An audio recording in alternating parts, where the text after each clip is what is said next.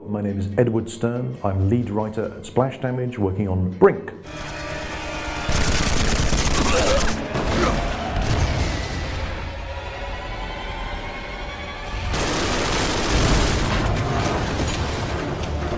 Brink, it's a first-person shooter. It's coming out in May of this year, May 20th in Europe. And it's set aboard the Ark. And the Ark is this experimental floating city. So in the backstory, they actually started constructing it around now in history for, you know, lots of solar panels and wind turbines, everything we think of when we think of sustainable, renewable energy, zero carbon development. In fact, the only thing we invented, it's full of things that are happening in the real world, but extrapolated into the future. The one thing we did invent is our coral, which is a construction material. One of the big problems with the construction industry is that concrete and cement give off carbon dioxide when they go hard, and it's one of the big sources of greenhouse gas. So in the Brink universe, they tried to come up with a construction material that would actually sequester carbon.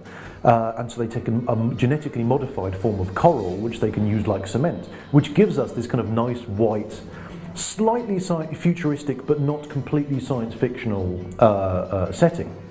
And so they make this floating place, and it's a wonderful place to move your business, and it supports about 5,000 people, but then the seas start to rise.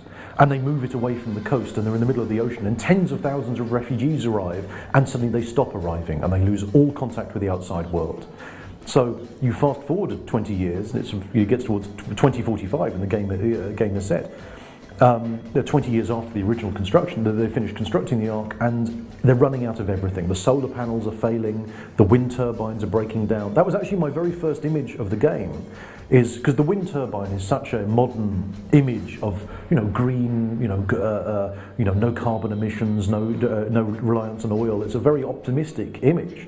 So I thought what it would be like to see a lot of wind turbines that are broken, or one has fallen down, or one is missing a blade, or the parts have failed. These things weren't designed to last forever. You know, they weren't designed to run for 20 years without any maintenance. So now you've got this setting on the Ark in the middle of the sea. They don't know what's happened to the rest of the world. They're running out of water. They're running out of space. There's this huge overcrowding. It seemed like that was a good place to have a game, because we've got a very odd environment that players haven't seen before. It's not made out. We haven't seen it in other games. We haven't really seen it in movies either. There's no film about this yet. Not that we're making it, but you know. It was a very distinctive one. Also, it was the kind of setting which narrates itself. It's much better if when you just look around the environment, you can see, oh, I see what happened here. That's much more effective than an NPC character saying, stop, I must tell you how things used to be. You know, that's a very bad use of the player's time. So if you just want to get into Brink and run around and shoot things, that's fine. That's what the game is all about. If you want to stop and take more time and look in the environment and read about the backstory, there is a lot of depth of story there. For example, I love BioShock. I love both the BioShock games. I will play those games as slowly as possible because I know that there is a story there that they've built in. But it's not in the way. If you want to in BioShock, you can just run around and kill people. It's exactly the same thing in Brink. If you don't need to do any of this, but if you want to, there is a great depth of backstory to read up on. So, Splash Damage, our previous histories as a hardcore PC first-person shooter, online game, and they were great. We're very proud of the games. We made Wolfenstein Enemy Territory and Enemy Territory Quake Wars. But the gaming world has changed. The technology has changed. Many more people have broadband, console. 5 years ago, it was ridiculous to think that consoles and PCs would have parity. But loads more people are playing games on console, so what we wanted to do is take everything that we knew was good and exciting about online play, and everything that we knew that was really frustrating about online play, and solve all of the problems and keep all of the good stuff. It's very odd for us when people say, console gamers say, oh wow, co-op is really good fun. It's like, we know! We've been trying to tell you for years. We've had 16-player co-op for a long time. So we looked at all the mistakes we'd made in our previous games, and of all the problems that stopped people getting into online games. Because I think a lot of people, I certainly, You play the single player version of a game and you're good at it and you really enjoy it, and then you go online and it's totally different and you don't enjoy it and you're not good at it, and everything that worked for you in the single player works against you in the multiplayer, and suddenly you're dead and you don't know why, and then you're dead again and you still don't know what's going on. So with Brink, what we're really doing is we're trying to retain all of the depth of the gameplay. For instance, our first game, Wolfenstein Enemy Territory, it's 8 years old, still in the top 10 most played online games. It's had over 500 million matches played. Now, partially that's the mod community making new maps, but it's because it's a nearly infinitely replayable kind of gameplay. You don't play that map once and that's it. That's all the fun you can have. You go back and you try a different tactic or a different class or you play on the other team. It's a really different gameplay experience. So we want to keep all of that depth that keeps people playing. So it's like, oh wow, this is a year in and I'm still finding new things to do. But also making it much, much easier for new players to get into it and really enjoy it. And to remove the difference, to remove that big jump between single player and multiplayer. Because I think previously that's been a big problem. Like, people try the single player and they just can't find the fun stuff in multiplayer. With Brink, we've taken a basic shooter gameplay. We've added in this new movement system called Smart, because we think that movement has been lagging behind graphics in shooters. They look wonderful, but the movement is still quite primitive. So this is something we're trying to solve with Smart. And we've added things from other games that work really well. So we've taken this RPG depth of abilities. We've taken this MMORPG depth of player customization and weapon customization.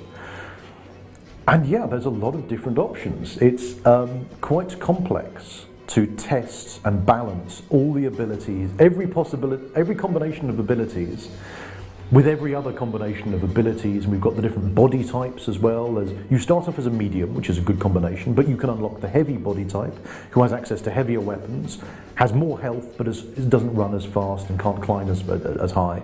Or there's the light body type, much faster, can run faster, can jump higher, but has much less health and doesn't have access to as many weapons. So yes, that's a lot of different combinations, and they've all got to be fun. We've actually cut a lot of the abilities because we tried them and they either unbalanced the game or they weren't different enough. I think that's quite important, because sometimes you spend a long time leveling up. Maybe you get to the higher levels and it takes a lot of XP to get the next rank. So every time you level up, you can buy a new ability. That ability has got to be significantly different from the ones you already have. If it's just a slightly stronger version of the one you've already got, that's, the game would cheat you. So yes, we want as much depth as possible without it being overwhelming for players just starting off. So yeah, we've spent a long time balancing to make sure that all of the guns are cool and interesting and fun to use. I don't think there's any point to having dozens of different guns if they're not different. Because it's a first-person shooter. All you see in front of you can see your hands, and if you've got tattoos, and you've customized tattoos, you can see the tattoos on your hands as well. But in a first-person shooter, the gun is your character. So he better be an interesting character, and he better have an interesting voice. So we've done a lot of work on the weapon audio to make sure that you can, as soon as you hear it, go, oh, I know which gun that is. Yeah, it's that one. And in fact, we've got these two factions, security and resistance. That guy, he's a resistance guy. The guy with the Molotov cocktail is resistance. The guns perform identically. The stats are identical because we didn't think it was fair to make people learn, an asymmetric game where you have to learn two games. So they do exactly the same damage, they have the same accuracy, or rather each, the resistance and security version of the same weapon will have the same accuracy and damage and so on. But they actually sound different. Because the resistance have to steal and repair their own weapons, they're actually kind of more loose and sloppy and slightly rusty, and you can actually hear the difference between the two.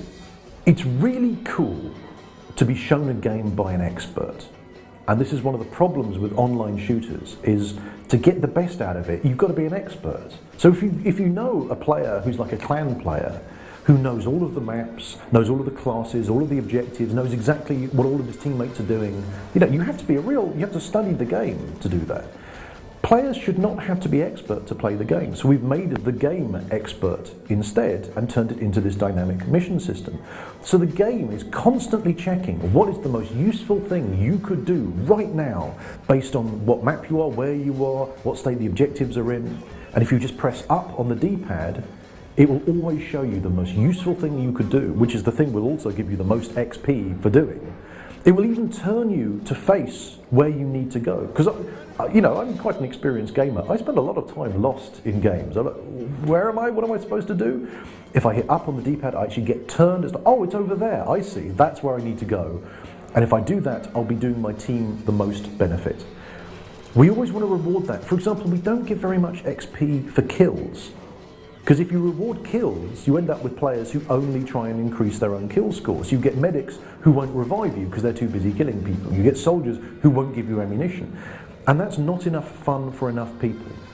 So this dynamic mission system, not only does it help you, it also helps everyone on your team. It helps the most players have the most fun most of the time. Because it's just much more rewarding to cooperate than it is to go off and just do your own thing. So even if you are a very selfish player and you're just trying to exploit XP, please do, because we're always giving you XP for helping your teammates. For example, if you're a soldier, you give out ammo. If I see you, I go, oh, I just press X, I give you ammo, I get XP. Oh, brilliant. Oh, I can give myself ammo. Oh, I didn't get any XP for that. Maybe it's worth, I give you ammo, you give me health, you give that back. It's very easy for players to cooperate like that. Now, previously, you've had to be a clan level player to learn, oh, okay, the medics, give each other health and the soldiers give each other ammo. Now we make it very easy for players to do that. There are many, many good shooters out at the moment. Gamers need a very good reason to play this game rather than any of the other ones. Also, we wanted to make a game we wanted to play. So we needed to give players as many different reasons as possible for choosing Brink instead of another game. So there's no point making another photorealistic, military, realistic shooter, because there are lots of games like that. They're really good. We wanted to stand out. One of the goals for the game is it doesn't look like anything else you've seen, and if you take a single screenshot, you immediately know, oh, that's Brink. Yeah, look, it looks so different. And at first, I wasn't sure. I thought, well, look at how these exaggerated, hyper-realistic, or not hyper-realistic, but kind of slightly exaggerated characters. And I thought, oh, well, what if that makes it, if there's a problem with immersion? But as you've played the game, it's like when you're in the middle of a firefight, you don't think, oh, that guy's got a big chin. You think, oh my God, he's trying to kill me. So I think it gives us a very unique look. I think it actually makes the world more imaginative. Because, we've all played a lot of games which are, everyone looks like a commando and they're set in North Africa and there's a snow level and there's a factory level and there's a railway station. We've done all of that. There's no point us making that game as well. We want to set it somewhere you've never seen before with players you've never seen before. So it's a really unique experience.